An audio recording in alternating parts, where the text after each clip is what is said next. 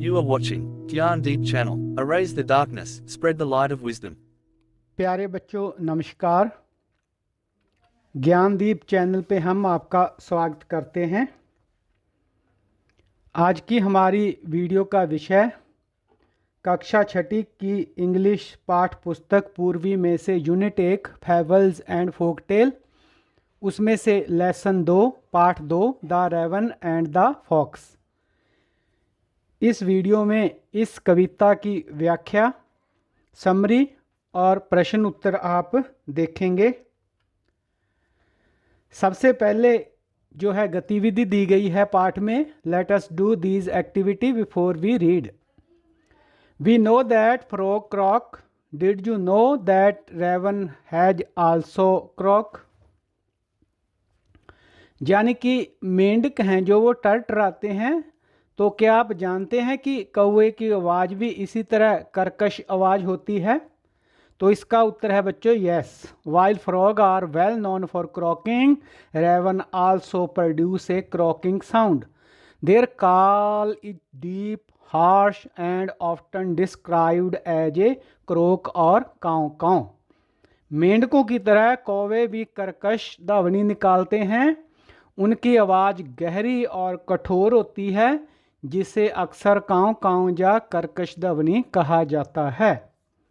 Which animal is shown to be cunning in story? Circle the correct one.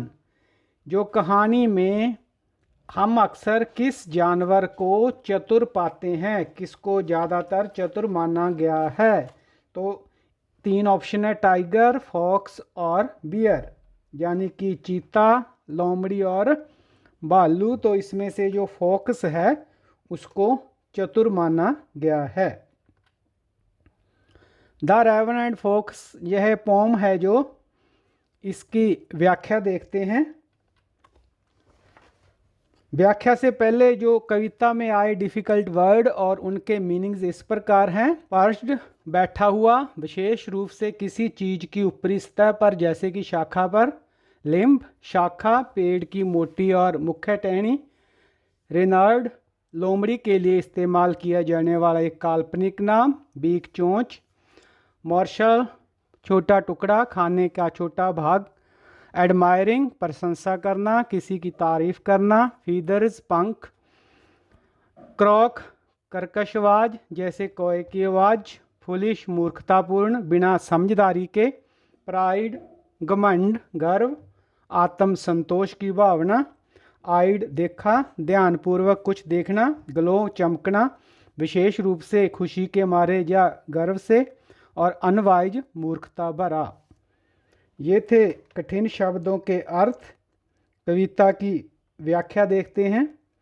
Mister raven was perched upon a limb and Reynard the fox looked up at him. Mister raven एक शाखा पर बैठे थे और रेनर्ड नामक fox ने उसकी ओर ध्यान से देखा। For the raven held in his great beak a morsel the fox would go for to seek। यानी कि रेवन ने अपनी जो बड़ी चोंच में एक निवाला पकड़ा हुआ था, एक भोजन का टुकड़ा पकड़ा हुआ था, जिसे ढूंढने के लिए लोमड़ी को दूर तक जाना पड़ता। Said the fox in admiring tones, my word, Sir Raven, you are a handsome bird। तो जो लोमड़ी ने प्रशंसा भरे स्वर में कहा, सर रेवन आप बहुत सुंदर पक्षी हैं। Such feather if you would only sing, the bird of these would call you king। तो लोमड़ी उसकी प्रशंसा करते हुए कहती है, वाह क्या आपके पंख हैं, अगर आप अपने मुंह से गाना गा सकते हैं तो इस जंगल के जितने पक्षी हैं वो आपको राजा कहेंगे। तो इस कविता में कहा गया है कि the poem is about a raven, mister raven who is sitting on a branch with a piece of food in his beak. A fox जिसका नाम है Reynard the fox look up and admire the raven's appearance, praising and for his beautiful feathers and suggesting that if he could sing he would be the king of the birds। तो कविता एक कौए के बारे में है जो अपनी चोंच में भोजन का एक टुकड़ा लेकर शाखा पर बैठा है। एक लोमड़ी उसकी तरफ देखती है और कौए की शक्ल सूरत की प्रशंसा करती है, उसकी खूबसूरत पंखों की तारीफ करती है और सुझाव देती है कि अगर वह गाना गा सकता तो वह पक्षियों का राजा होता। अगला stanza, the raven who did not see the joke forget that his voice was just a croak. कौआ जो मजाक को समझ नहीं पाया भूल गया कि उसकी आवाज़ एक कर्कश आवाज़ है, अप्रिय आवाज़ है, बेसुरी आवाज़ है। He open he beak in his foolish pride and down fell the morsel the fox had eyed. तो कौवे ने अपनी मूर्खतापूर्ण घमंड से चोंच खोल ली गाना गाने के लिए और उसका निवाला नीचे गिर गया जिस पर कि लोमड़ी की नज़र थी। Ha ha laughed at fox and now you know ignore sweets word that make you glow. लोमड़ी हंसी और बोली, तुम जानते हो ऐसे मीठे शब्दों को नज़रअंदाज करो, जानी खुशामद से दूर रहो। Pride, my friend, is rather unwise. I am sure this teaching is quite a surprise. मेरे दोस्त, गर्व करना घमंड करना मूर्खतापूर्ण है। मुझे यकीन है कि यह शिक्षा, यह सबक तुम्हारे लिए एक सरप्राइज है। तो इस स्टांजा का सरलार्थ इस प्रकार है, flattered by the fox word the raven forget that his voice is not pleasant as open his beak to sing. Dropping the food he was holding, the fox laughed and tell the raven that he should not have been fooled by sweet words, teaching the raven a lesson about the danger of pride। तो लोमड़ी की बातों से खुश होकर कौवा यह भूल जाता कि उसकी आवाज़ अच्छी नहीं है और वह गाने के लिए अपनी चोंच खोलता है जिससे चोंच में पकड़ा हुआ उसका खाना भोजन गिर जाता है। लोमड़ी हंसती है और कौए से कहती है कि उसे मीठी बातों में, खुशामद भरी बातों में आना नहीं चाहिए, मूर्ख नहीं बनना चाहिए था। इस तरह कौए को घमंड के खतरों के बारे में सबक सिखाया जाता है। कविता के सरलार्थ के बाद कविता की समरी इस प्रकार है, the poem is about a clever fox who tricked a proud raven into dropping its food by flattering it. The fox praised the raven's beauty and encouraged it to sing, knowing the raven's voice is not pleasant. When the raven opens its beak to sing, the food falls and the fox takes it. The fox then teaches the raven a lesson about not letting pride and flattery lead to foolish action. तो यह कविता एक चतुर लोमड़ी के बारे में है जो एक घमंडी कौए को चापलूसी करके उसे अपना खाना गिराने के लिए मजबूर कर देती है। लोमड़ी कौए की प्रशंसा करती है, उसे पक्षियों का राजा तक कहती है और गाने के लिए प्रोत्साहित करती है। कौआ जैसे ही गाने के लिए अपनी चोंच खोलता है उसका खाना गिर जाता है और लोमड़ी उसे उठा लेती है। लोमड़ी कौए को सबक सिखाती है कि चापलूसी भरी खुशामद भरी बातों में आकर घमंड नहीं करना चाहिए। Key lesson of the story, the poem teaches us not to be let pride and flattery cloud our judgement as it can lead to loss and regret. यानी कविता हमें सिखाती है कि घमंड और चापलूसी से अपनी समझ को कमज़ोर नहीं होने देना चाहिए क्योंकि इससे नुकसान और पछतावा ही होता है। The raven and the fox, इस कहानी पर आधारित प्रश्न उत्तर इस प्रकार से हैं। Fill the blanks by choosing the correct option. तो कविता में से जो स्टांजा 1 है उसमें से हमने जो शब्दों का चयन करना है और इन पंक्तियों में जो खाली स्थान है उनमें भरना है। Mister Raven is a dash bird और फ्रॉग, तो यहाँ आएगा bird. The name of the fox is raven और रेनार्ड, तो इसमें आएगा Renard. Mister Raven had dash in his beak a piece of food और ए बंच ऑफ लीव्स, तो इसमें आएगा ए पीस ऑफ फूड। दूसरे स्टांजा पर आधारित फिल इन द ब्लैंक्स हैं। The fox call the raven a dash word, तो इसमें आएगा good looking. The fox ask the raven to sing और डांस, तो इसमें आएगा वह गाने के लिए कहती तो sing. The raven and the fox live in the trees और वुड्स, तो इसमें आएगा वुड्स यानी जंगल में। इसके बाद स्टांजा 3 पर आधारित खाली स्थान है। The raven dash that he croaked remembered और फॉरगेट, तो वह भूल गया था कौआ इस बात को कि उसकी आवाज़ अच्छी नहीं है। The raven open its beak to eat और सिंग, तो उसने गाने के लिए अपना जो है चोंच खोली, तो इसमें आएगा sing. The dash fell down food और रेवन, तो इसमें आएगा फूड। स्टांजा 4 पर आधारित खाली स्थान। The fox dash dash at the raven laughed और लुक्ड, इसमें आएगा laughed. It is not dash to be too proud to oneself wise और अनवाइज, इसमें आएगा wise. The raven learned a lesson और टीचिंग, तो इसमें आएगा lesson. Read the poem again and match the word in column A with their meaning in column B. Check your answer with your teacher and your classmates. तो प्यारे बच्चों, यहाँ पर column A में कुछ शब्द दिए गए हैं और कॉलम बी में उनके अर्थ दिए गए हैं। तो इनका आपस में मिलान करना है कि किस शब्द का अर्थ कौन सा ठीक है। जैसे पर्ज्ड, इसमें आएगा सेट ऑन ए ब्रांच, शाखा पर बैठना। तो इसके बाद है मॉर्शल, तो ये आएगा small piece of food. Seek, ये आएगा टू लुक फॉर समथिंग, किसी चीज़ की तलाश करना। इसके बाद प्राइड, ये होता है घमंड। Feeling that you are better than others, यानी कि यह महसूस करना कि आप दूसरों से बेहतर हैं। आइड, इसका मीनिंग होता है looked with interest eight something, किसी चीज़ को दिलचस्पी से देखना। और उसके बाद है लिम्ब, इसका अर्थ होता है ब्रांच ऑफ ए ट्री, पेड़ की शाखा। और woods, a smaller area of forest with similar kind of tree, एक जैसे पेड़ों वाला एक छोटा सा जंगल। Let us think and reflect, look at the picture and number them in the order that they happened in the poem।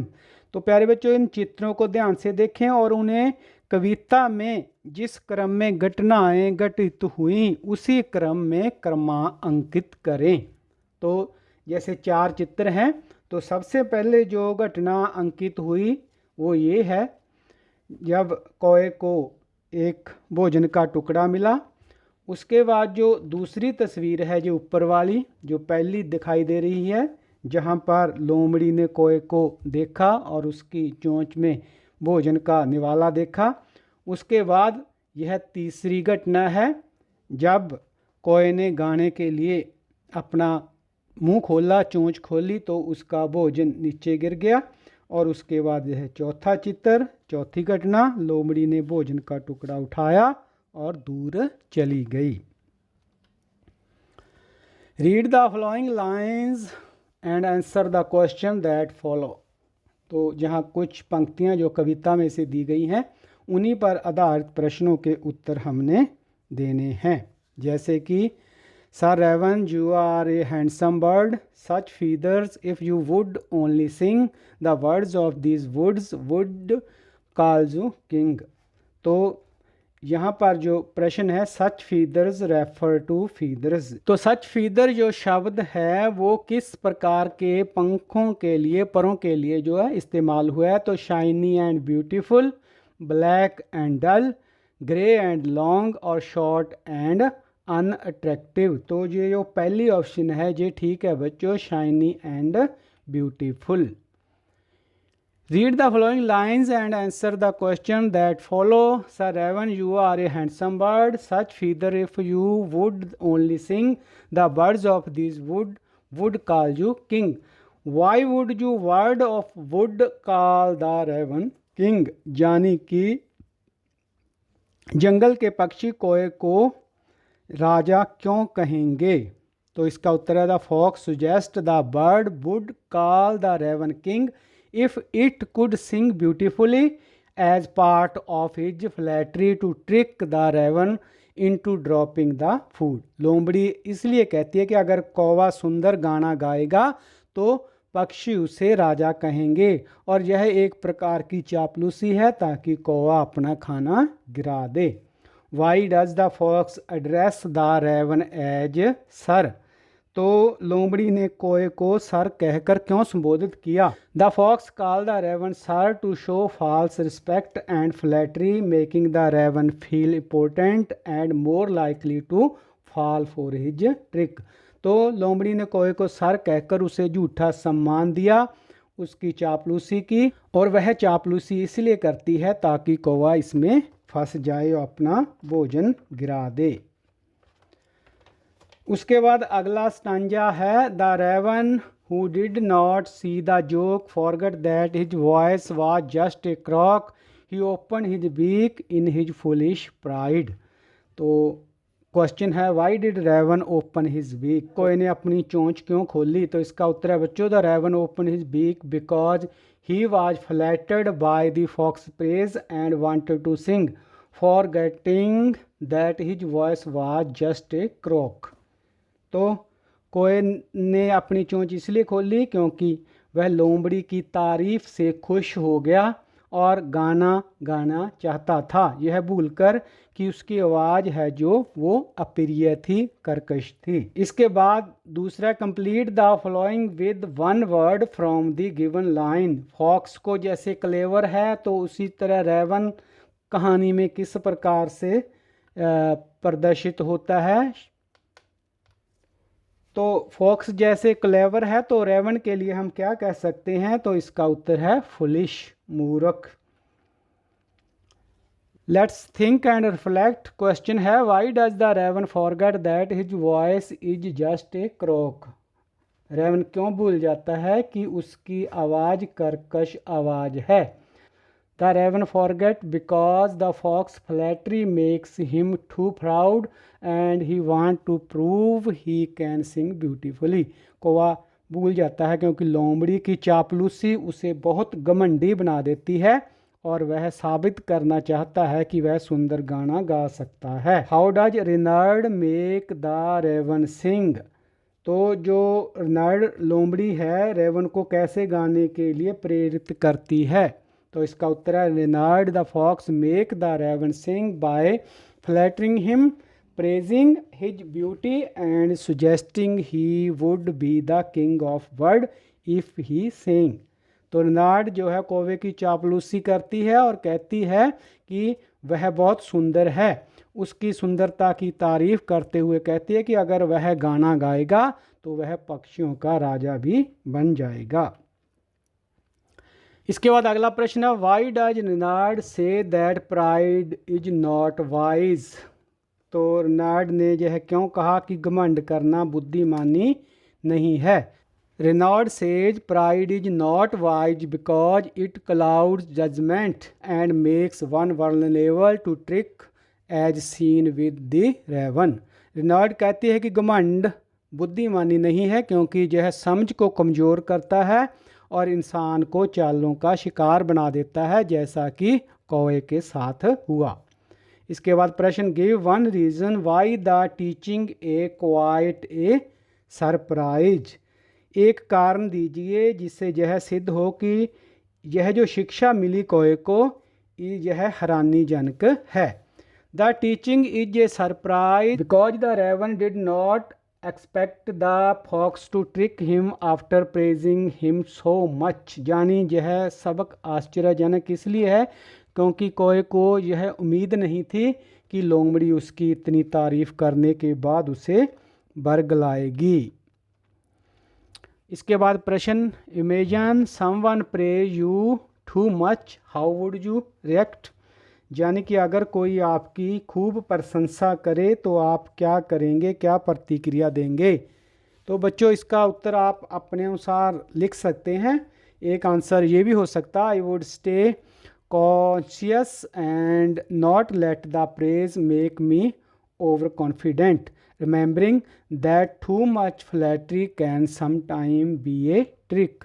तो मैं सतर्क रहूँगा या रहूँगी और प्रशंसा से अति आत्मविश्वासी नहीं बनूँगा या बनूँगी, यह याद रखते हुए कि अत्यधिक चापलूसी कभी कभी एक चाल हो सकती है। इसके बाद question, what does the fox want from the raven. लोमड़ी कोए से क्या चाहती थी? The fox want the piece of food that the raven is holding in his beak. लोमड़ी कोए से उसकी चोंच में पकड़े हुए खाने के टुकड़े को चाहती थी, उसे लेना चाहती थी। प्रश्न, how does the raven lose the food. तो कौवा अपना भोजन कैसे गवा देता है, खो देता है? तो इसका उत्तर है the raven loses his food when he open its beak to sing letting the food fall to the ground. कौवा खाना तब गवा देता है जब वह गाने के लिए अपनी चोंच खोलता है, जिससे उसका खाना ज़मीन पर गिर जाता है। Question, what lesson does the fox teach the raven. लोमड़ी कोए को क्या सबक सिखाती है? तो इसका उत्तर है the fox teaches the raven that pride and flattery can lead to foolish action and loss. तो लोमड़ी कोए को सिखाती है कि घमंड और चापलूसी मूर्खतापूर्ण कार्य और नुकसान का कारण बन सकते हैं। इसके बाद प्रश्न, why does the fox laugh at the end. यानी कि लोमड़ी आखिर में क्यों हंसती है?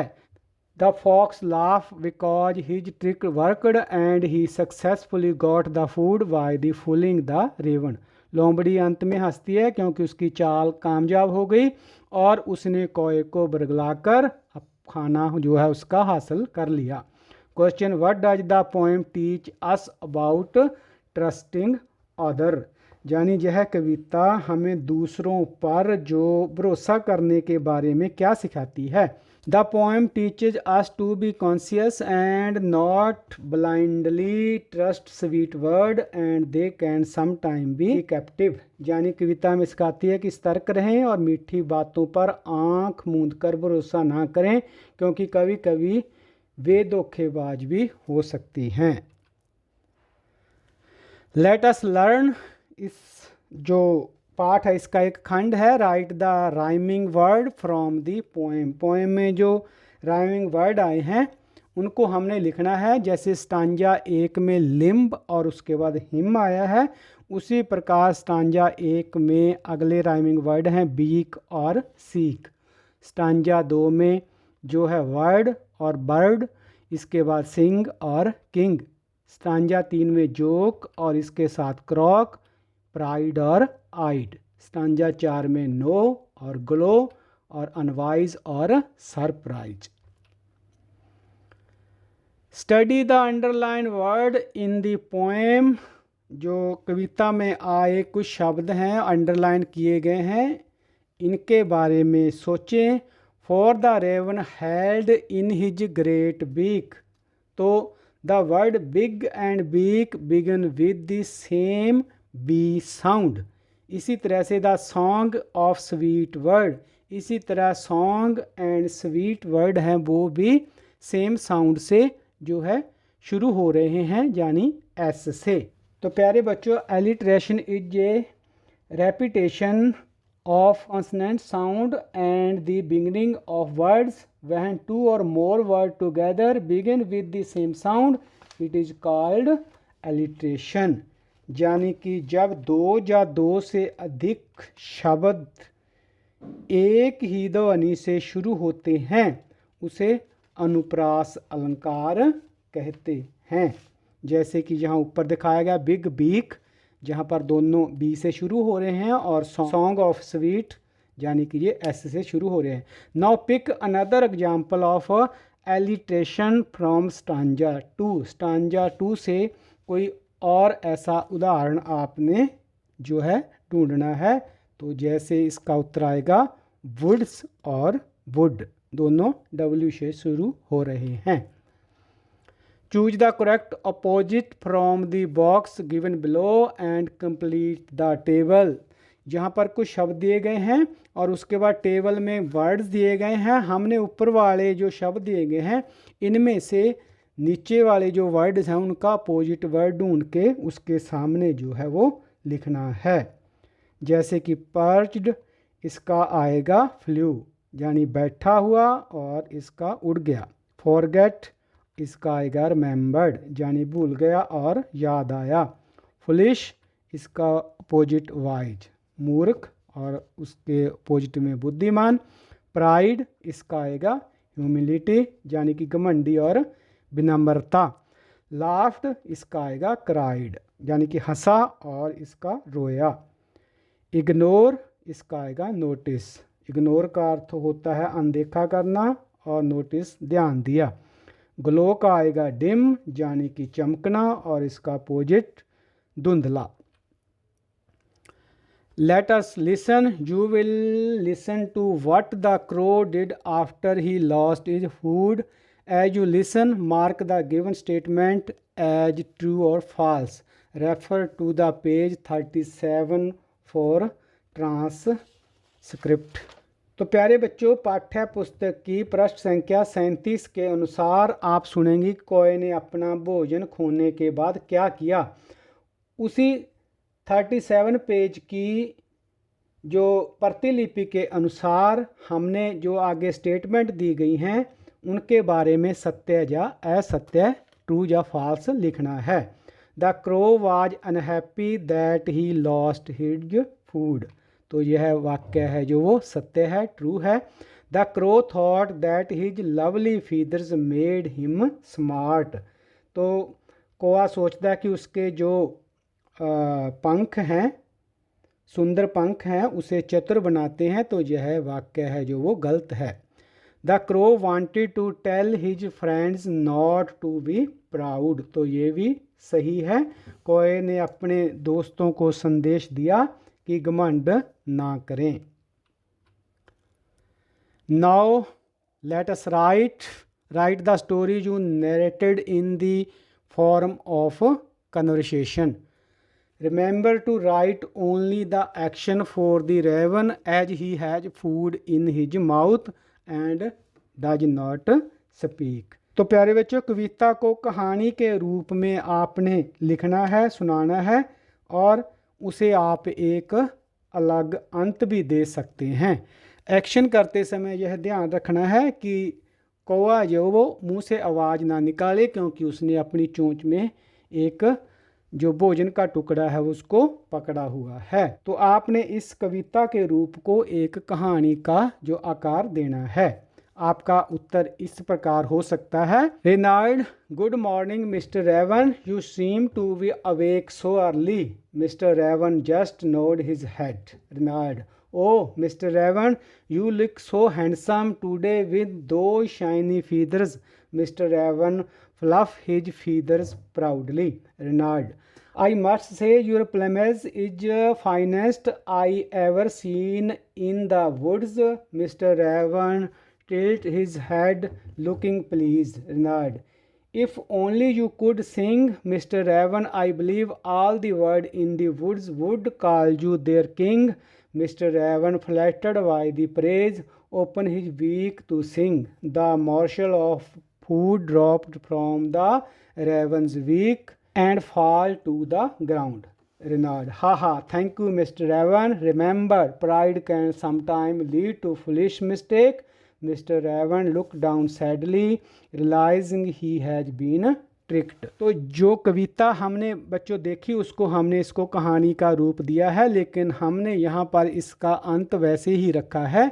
आप चाहें तो इस कहानी को कोई नया अंत दे सकते हैं। तो यह थी वीडियो इंग्लिश पाठ्य पुस्तक पूर्वी का lesson 2 the raven and the fox. Video देखने के लिए आपका धन्यवाद। वीडियो को लाइक और शेयर करना ना भूलें। चैनल ज्ञानदीप को सब्सक्राइब कर लें ताकि जो आने वाले वीडियो हैं उनके नोटिफिकेशन आपको मिलते रहें। इंग्लिश के अलावा सभी जो सब्जेक्ट हैं उनके वीडियो आपको इस चैनल पर मिलेंगे। तो जुड़े रहें हमारे साथ और आगे बढ़ते रहें। धन्यवाद। इंग्लिश के अगले पाठ के वीडियो के लिए नेक्स्ट चैप्टर वीडियो पर क्लिक करें। इंग्लिश के सभी पाठों के वीडियो के लिए इंग्लिश ऑल लेसन्स पर क्लिक करें।